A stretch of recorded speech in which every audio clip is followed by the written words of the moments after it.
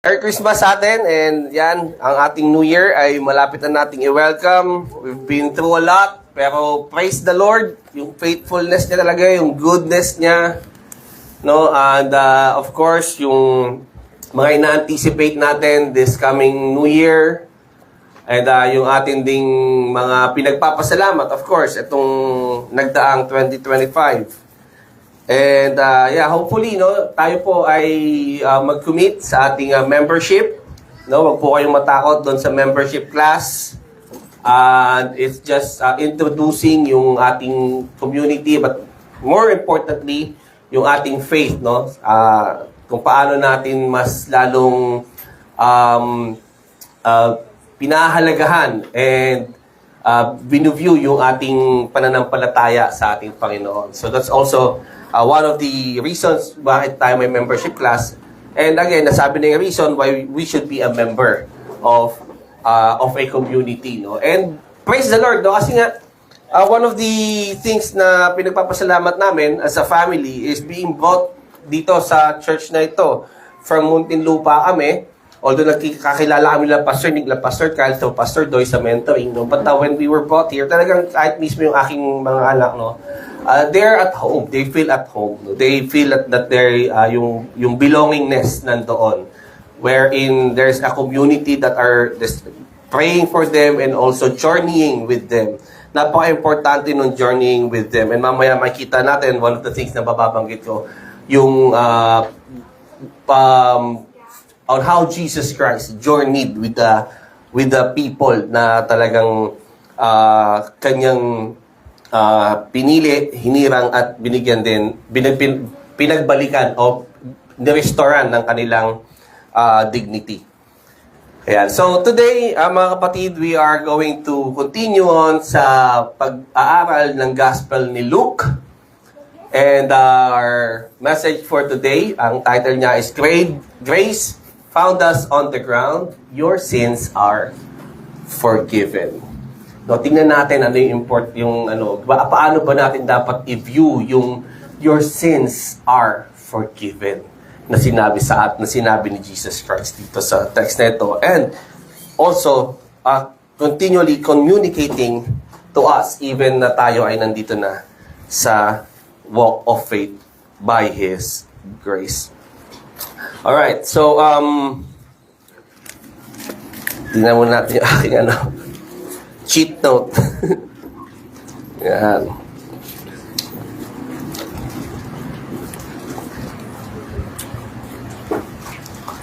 Okay. So mga kapatid, one of the things na makikita natin dito, head-on, sa text na ito, is yung self-righteousness ng isa sa mga mababanggit na tauhan dito sa text ni Luke, And yung self-righteousness, pwede natin sabihin self-righteousness syndrome o yung self-righteousness blindness, ay ang isa sa pinaka-common na evidence ng ating depravity. Matuwid ako. Di naman ako ganun kasama. Ginagawa kong lahat. Pumapasok akong maaga.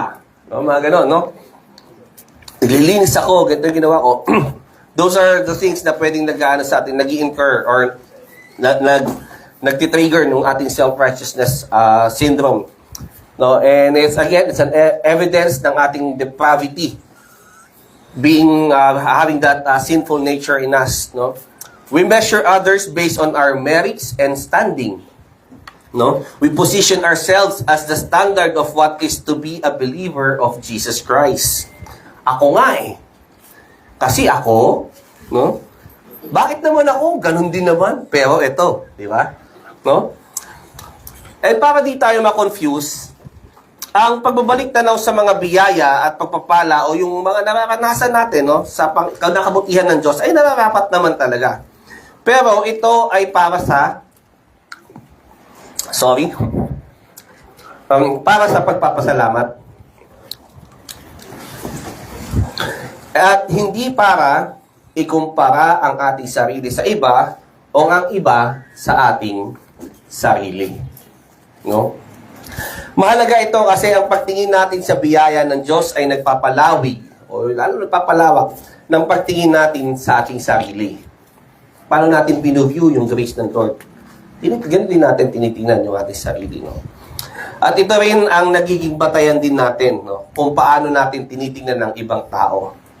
Lalo na, yung mga nasa loob ng community of faith.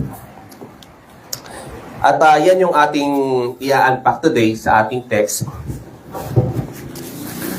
Luke chapter 7, 36 hanggang chapter 8 hanggang 1 to 3. So, simulan po natin, no, sa ating pagbasa. One of the Pharisees asked him to eat with him, and he went into the Pharisee's house and reclined at table. Si Jesus Christ, no? And behold, a woman of the city who was a sinner, when she learned that he was reclining at table in the Pharisee's house, brought an alabaster flask of ointment, and standing behind him at his feet, weeping, she began to wet his feet with her tears, and wiped them with the hair of her head, and kissed his feet, and anointed them with the ointment. When the Pharisee who had invited him saw this, he said to himself, if this man were a prophet, he would have known who and what sort of woman this is who is touching him, for she is a sinner. And Jesus answering said to him, Simon, I have something to say to you. And he answered, Say it, teacher. A certain money lender had two debtors. One owed 500 denarii, and the other 50. When they could not pay, he canceled the debt of both. Now, which of them will love him more? Simon answered, The one, I suppose, for whom he canceled the larger debt. And he said to him, You have judged rightly. Then turning toward the woman, he said to Simon, so this is Jesus Christ na pag nakatingin sa babae. Pero si Simon ang kinakausap niya. Do you see this woman? I entered your house, you gave me no water for my feet, but she has wet my feet with her tears and wiped them with her hair. You gave me no kiss, but from the time I came in, she has not ceased to kiss my feet. Verse 46. You did not anoint my head with oil, but she has anointed my feet with ointment. Therefore I tell you, her sins, which are many, are forgiven, for she loved much. But he who is forgiven little, loves little. And he said to her, Your sins are forgiven. Then those who were at table with him began to say among themselves, Who is this who even forgives sins? And he said to the woman, Your faith has saved you. Go in peace. Chapter 8, verse 1. Soon afterward, he went on through cities and villages, proclaiming and bringing the good news of the kingdom of God, and the 12 were with him. And also some women who had been healed of evil spirits, infirmities, Mary, called Magdalene, from whom 7 demons had gone out, and Joanna, the wife of Chuza, Herod's household manager, and Susanna, and many others who provided for them out of their means. Let us come to the Lord in prayer. Father God, salamat Panginoon sa pagbibigay niyo ng inyong salita. Continue, Lord God, to reveal to us, Lord, yung kalooban ninyo and yung beauty ng gospel as we hear your word. May this, Lord God, cause us to be even more in awe and be compelled, Lord God, to also extend the grace that have found us on the ground. Maraming salamat po. In Jesus' name. Amen. Amen. Alright, so right off the bat, may kita natin dito sa chapter 7 na to, yung mga scenarios, no? Una, sa simula ng chapter 7, yung sa unang tagpo, no, yung centurion's servant. Kasi si Luke is introducing here kung sino si Jesus Christ, paano nagre-respond yung tao sa kanya, no, in all across the social, moral, and yung religious na boundaries, no. So, sa unang tagpo, dito sa 7, makikita natin yung centurion's servant, no. He asked Jesus to heal his servant. But at the same time, yung humble faith ay nandoon at kinilala nga yun ni Jesus Christ. Sabi kasi I'm not worthy for you to come to my house. No? Basta sabihin mo lang. No, just say the word. And then, Jesus acknowledged his faith at ang sabi ni Jesus Christ, greater than any Israel. The centurion was an outsider of the covenant community. Yet, he shows true faith, trusting Christ's authority and did not use yung kanyang social status na sarang hinarang niya si Jesus Christ. Wait, Rabbi. Eto ako, no? Parang sa Pilipinas ano ako ni Kapitan? Yan, mga ganun, di ba? Unahin mo ako. Hindi po. Yung centurion, basta sabi niya, with a humble faith, no, I'm not worthy. Pag sinabi mo, gagaling yun. It was through faith alone, not yung kanyang ethnicity, and clearly not because he kept the law. Kasi hindi naman siya part talaga ng covenant community, no? So, makikita natin doon on how Jesus Christ continually revealing doon sa mga tao na nandoon, yung kanyang grace, yung kanyang also, pagdating doon sa widow and her only son, no?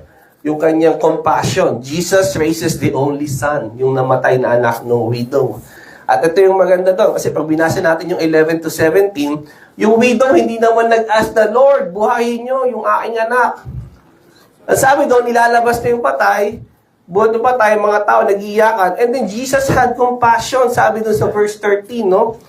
Without even asking for it, Jesus had compassion for her. This was God's initiative.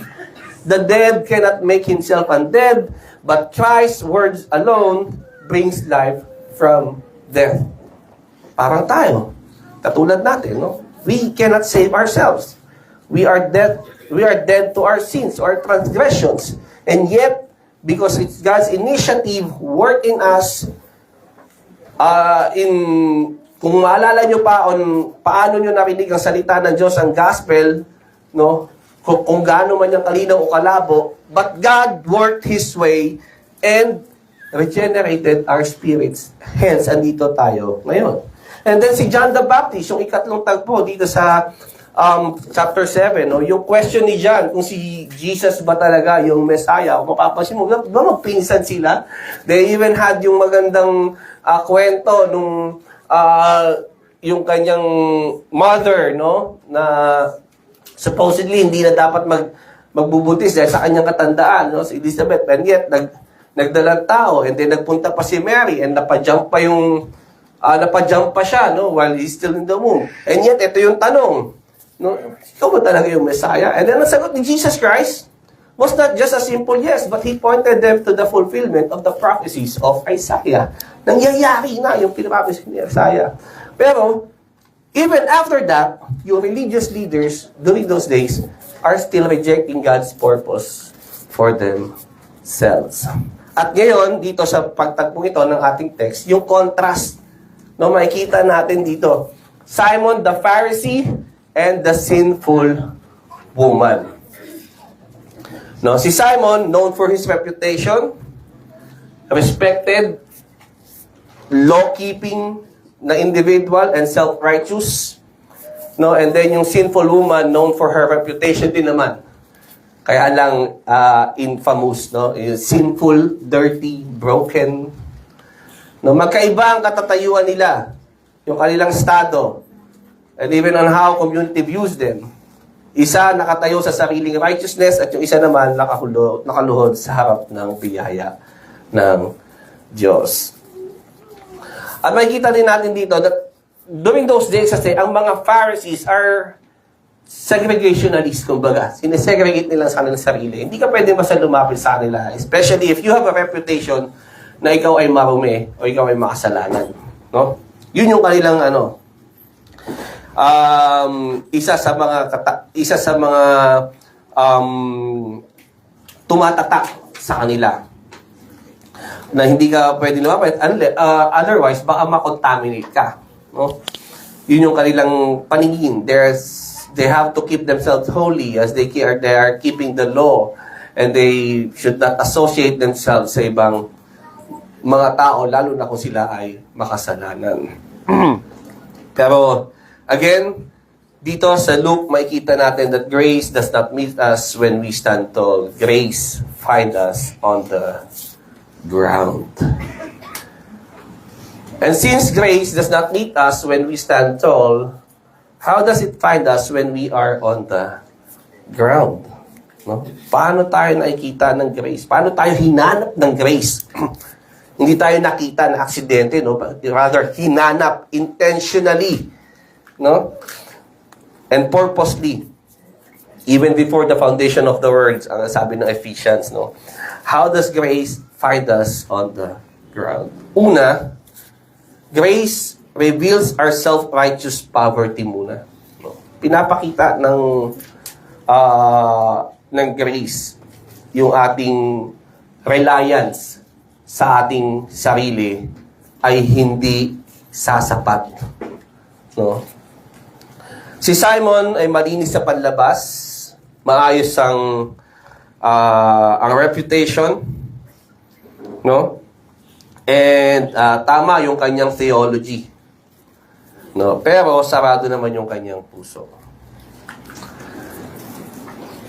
Doon nga sa kanyang iniisip, no, after after he saw that the woman was crying doon sa kanyang paanan, binabasa ng luha at pinupunasan ng buhok at basically hinahawakan siya, no, nung babae. Ang sabi niya, kung propeta talaga si Jesus Christ, alam niya kung sino at anong klaseng babae yung humahawak sa kanya ngayon, yung babaeng ito, no? At mapapansin natin dito that the first na natin is yung si Simon, nagbibilang siya ng kasalanan ng iba. May checklist siya. Hindi mo ito ginawa. Alam mo yun, lahat ng mali, nasilip, no? Para siyang QC, yung quality control sa mga bodega. Di yan dapat. Balik mo yan doon. No? Yung babae naman, pag tinignan natin yung first contrast dito, is yung babae lumapit, dala yung kanyang sariling kasalanan. Yung isa sinasabi na, malinis ako. No? I've done this. Yung mga been there, done that. Yung mga ganon. Pero yung babae lumapit kay Jesus Christ. Dala yung sarili niyang kasalanan. Pag tinignan natin dito, kung bakit mahalaga na we view grace as God's part of His goodness and yung love niya, yung faithfulness niya that have found us, no? Na makita natin kung gaano kalawak, gaano ka-extravagant yung grace na yun.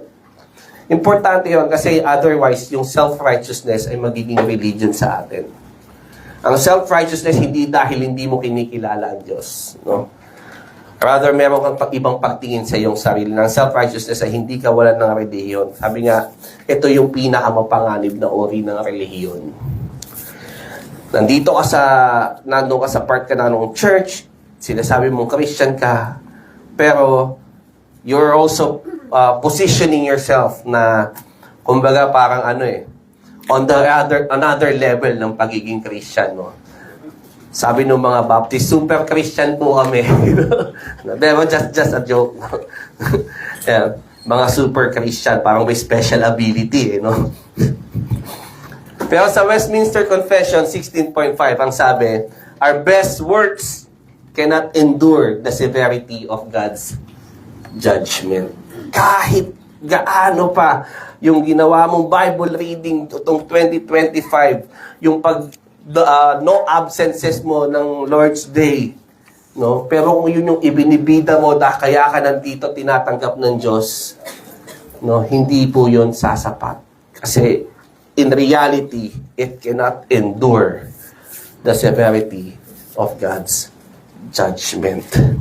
Pero tingnan natin, no, paano din ginamit ng Lord yung pag-reveal ng self-righteous poverty dito sa text na ito. Para mas lalo naman nating yakap at maunawaan kung gaano ka-extravagant ang grace ng Lord.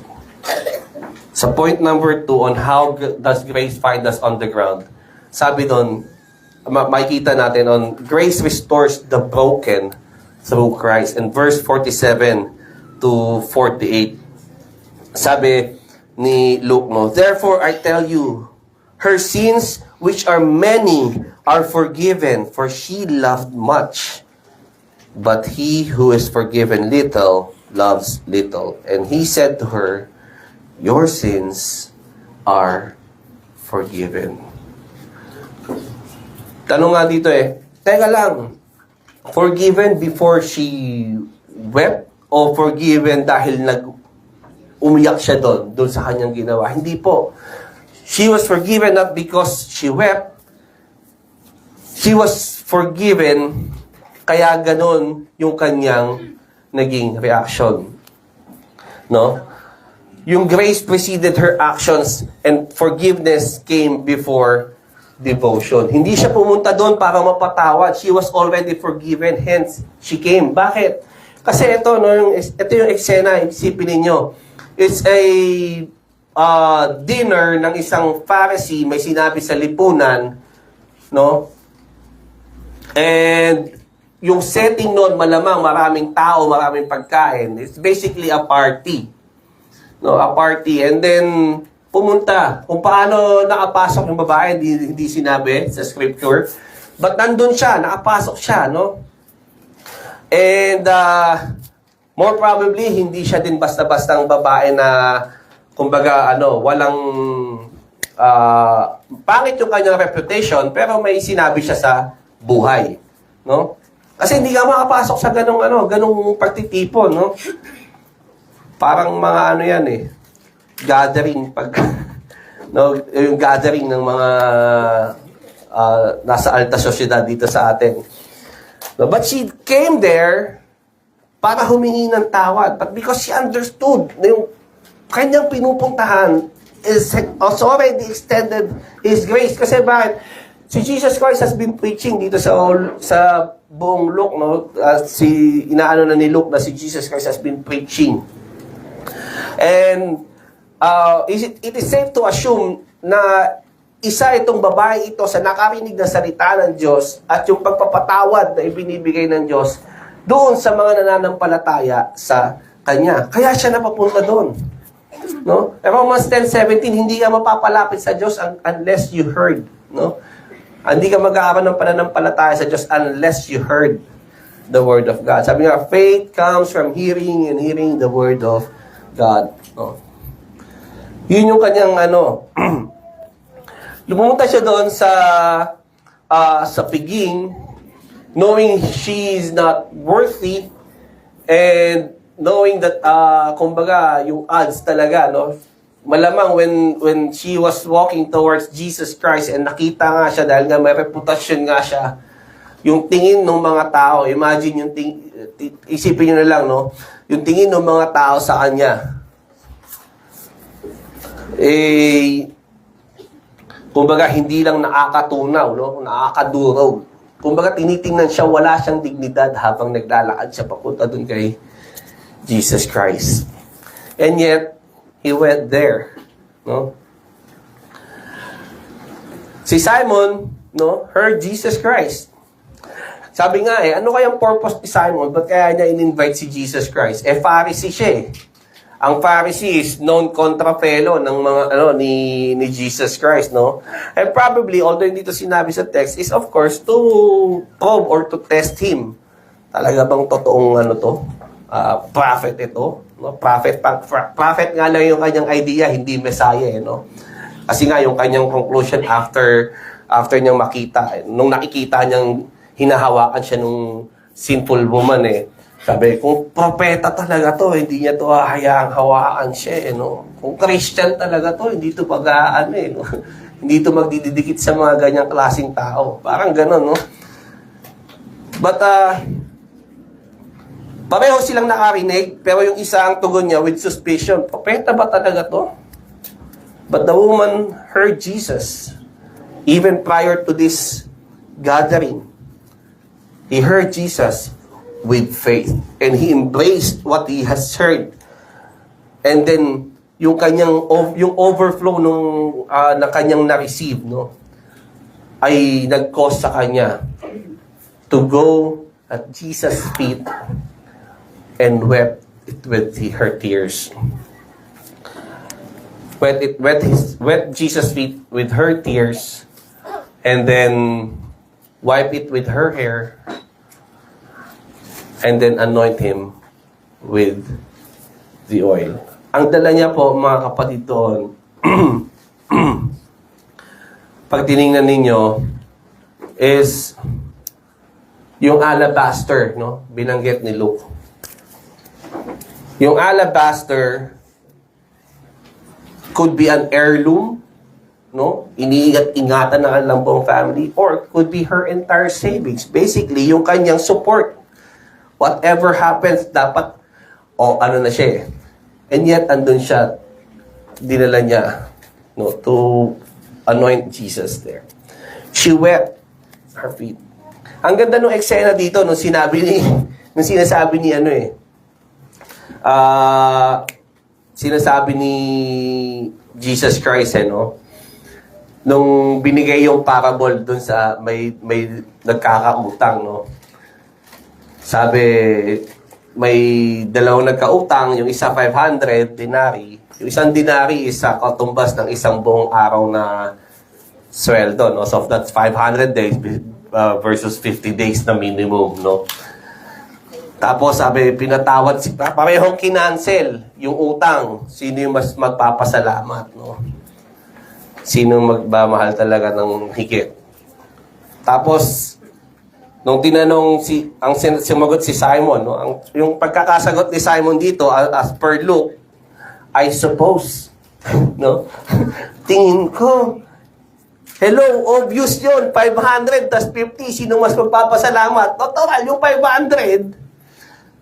Pero si Simon, the Pharisee, ang sagot niya, tingin ko. Di ka pa sure niyan, no? Tapos, ang sabi ni Jesus Christ,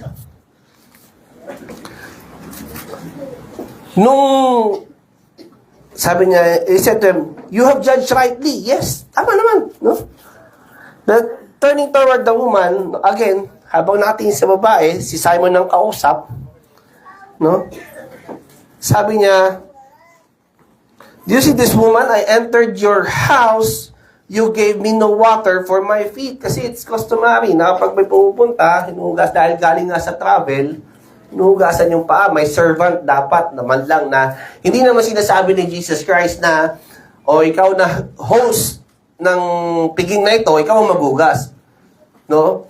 Dapat, since it's customary, he could have asked a servant na, hugasan mo yung paa ng mga bisita ni Christ. No? Lalo na pag honored guest ka eh. Hugasan yung paa mo, no? Pero, hindi ginawa. No?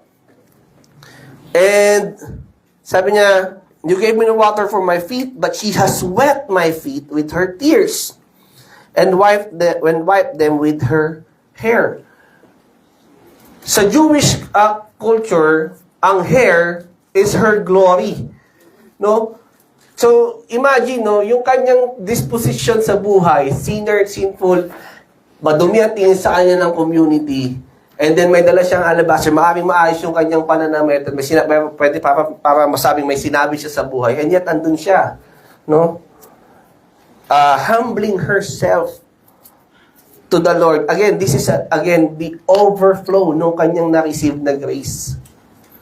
No? Yung kanyang understanding that grace has restored what was broken.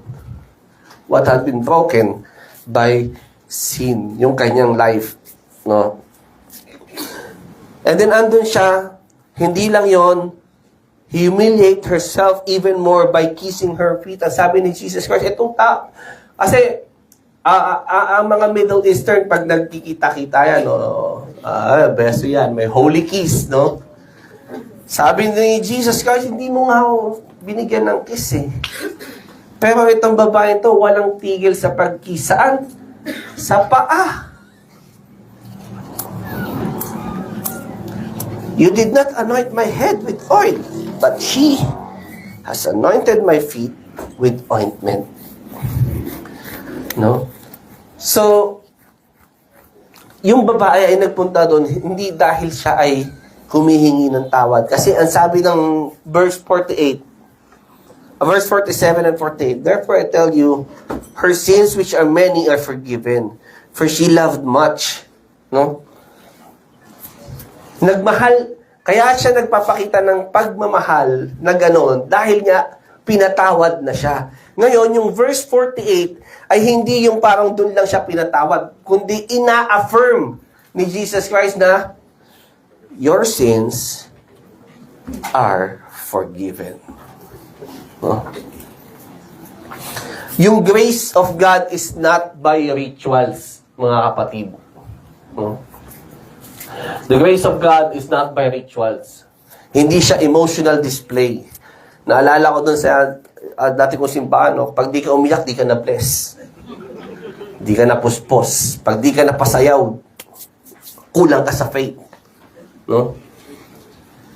Pag kulang ka sa faith, magkakasakit ka, wala kang pera.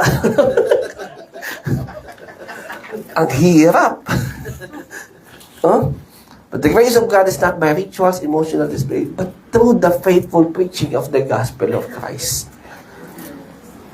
Kaya napapunta doon yung sinful woman, kahit alam niya. Kasi nga, party yun ng isang Pharisee, no?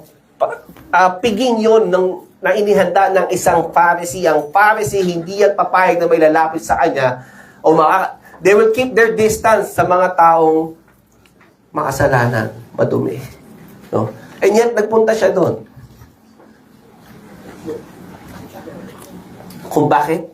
Dahil yung kanyang pananampalataya, siguro, nung marinig niya yun, hindi siya nagkaroon ng opportunity, no, to express yung kanyang gratitude to the Lord. And that was the time. Nandun ka, malapit sa amin, pupunta ako. At ito yung aking pagpapasalamat sa grace sa grace na binigay mo sa akin. Sa grace na humanap sa akin and has restored my dignity. Has restored my broken dignity because of sin. At ito yung aking pamamaraan to show that I have indeed received and enjoyed yung grace ninyo. So it was through the faithful preaching of Christ. At ang ikatlo, mga kapatid, how does grace find us on the ground? So kung una, binasag muna, no? Pin-reveal muna yung self-righteousness natin ay kulang, no? And then ikalawa, yung grace is restores the broken through Christ. At ang ikatlo, hindi po doon natatapos, grace raises us from the ground to peace. Yung love that overflows from forgiveness. Yan yung kaninang binabanggit natin daw, yung pag-wept ng woman, pag-hugas niya ng paa niya with her tears, pag-wipe them with her hair, yung poured out nung kanyang alabaster, which is again costly. But that was not to merit grace, but because grace had already found her. Si Simon offered no water, no kiss, no oil, but the woman offered everything. Yet only one heard, "Go in peace," ang sabi ni Jesus Christ. Yung gospel centerpiece, no, does not come from proving you are worthy. Na-deserve ko naman to eh. No? Hindi po. Peace comes from resting in Christ's finished work. Alam mo yung kakulangan mo, kahinaan mo, kahubaran mo, your vulnerability, alam mo yung weakness mo. Pero you are resting in Christ's finished work and also yung dun sa kalakip nun that we are known and loved. So, maraming messy yung mga pinagdaanan natin, especially kahit itong short period lang ng 2025, mabilis na nga daw na tumanto. Pero madami tayong naging pagsubok na kinaharap at nahirap. At kung magiging honest tayo, makita natin that we have failed yung pag-walk in righteousness talaga ng tuloy-tuloy. And yet we can rest in the finished work of Christ. We are known and loved and He is continually at work in us. Patuloy tayong binabago at binabago ng Diyos. Dahil yung grace na nakahanap sa atin ay hindi yung grace na kapag ka may mali ka, iwan ka. But the grace that God has promised us is yung grace na patuloy na magbibigay sa atin o that will continually work in us para tayo ay i-transform hanggang sa tayo ay maging katulad at kawangis ng ating Panginoong Jesucristo. So how does grace find us, mga kapatid? How does grace find us in the ground? No? Grace reveals una our self-righteous poverty. And grace restores the broken through Christ. And grace raises us from the ground to peace.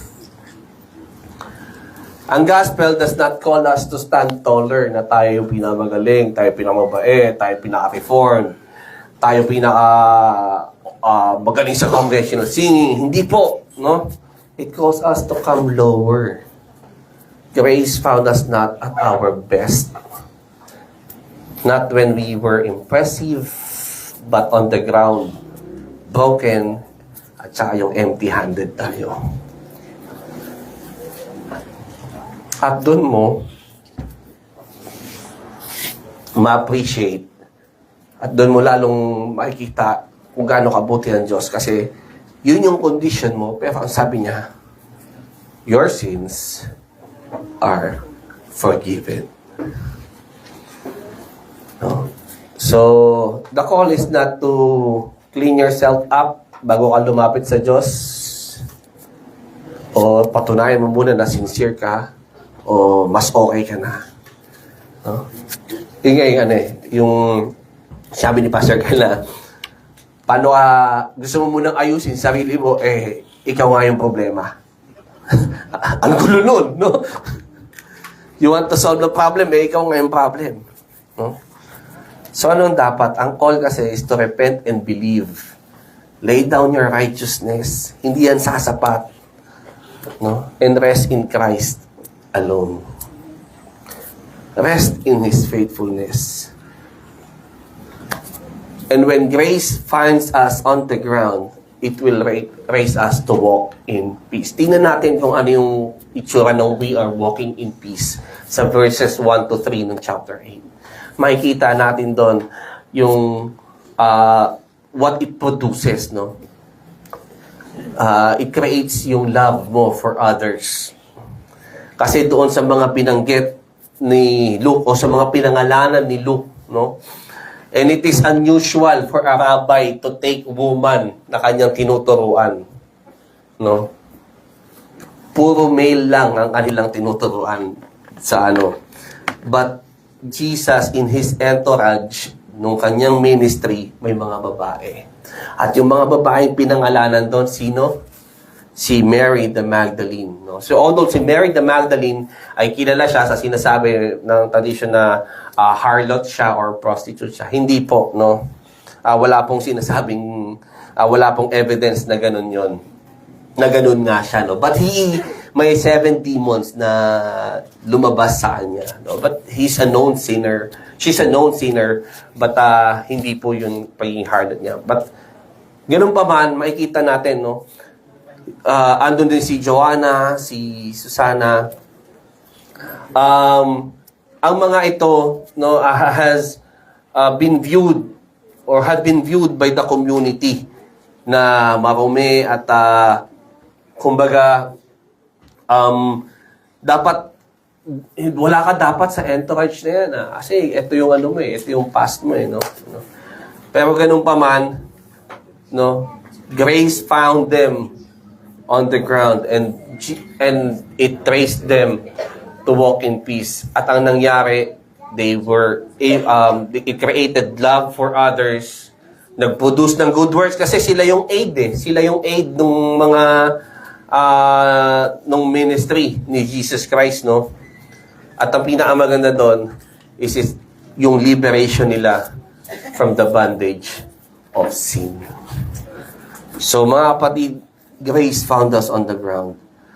And tandaan natin yung pinakamagandang maririnig natin siguro sa buong buhay natin. Hindi lang siguro, kundi yung tiyak, ang siguradong madidinig natin, pinakamagandang bagay na nadinig na natin is that our sins are forgiven. And it is because of the goodness and mercy of Christ. So kung tayo ngayon mga kapatid, no, we are in doubt because again, madami tayong slip-ups as we are walking to the righteousness ng Panginoon at nakikita natin na hindi naman natin na-perfect, parang paulit-ulit. Parang magda-doubt ka pa na welcome pa ba ako? No? Welcome pa ba ako sa Lord? Welcome pa ba ako sa community? No?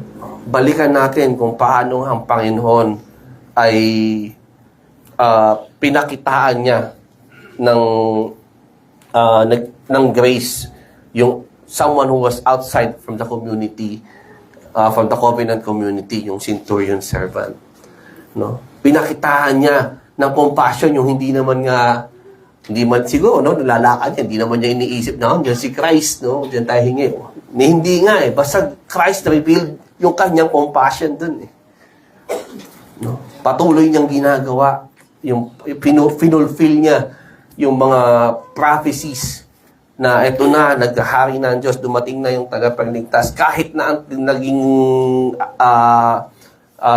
reception ng iba doon ay nire-reject pa rin nila.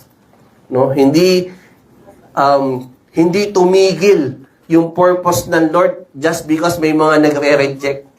No? Hindi tumigil yung purpose ng Lord para sa kanyang mga hinirang dahil lang merong mga nagre-reject. No? At ang pinakamaganda dito is ang grace ng Lord hindi tumigil dahil lang nandyan tayo sa pinakababa.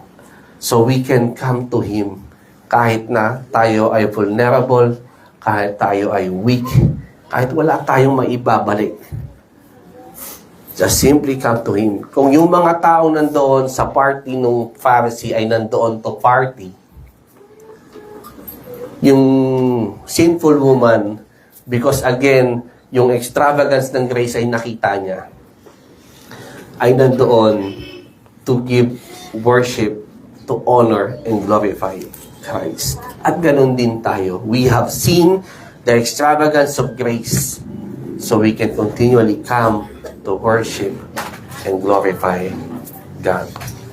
Maging ganun din ang ating pag-extend ng grace sa iba, especially to the household of faith. Kung yung mga kapatid natin, nakikita natin struggling, no, wag tayong maging kagaya tayo ng pagpapakita ni Jesus Christ ng grace, ng compassion, at yung kanyang pag-journey talaga. Kasi si Jesus Christ,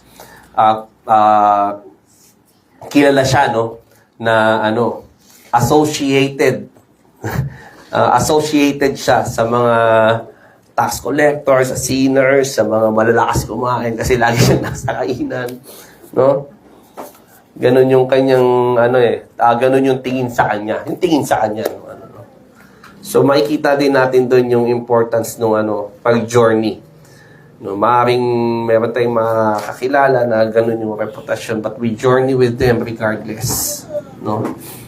Yun yung isa sa maganda na we are in a community of faith. We can journey with one another, not because ang galing natin, but because we have experienced the extravagance of the grace of God. Let us come to the Lord in prayer. Father in heaven, salamat. Because your grace have found us, it has found us on the ground.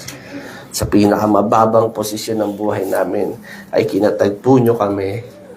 No? Hindi namin maaabot yung luklukan ng iba o yung pamantayan ng mundo.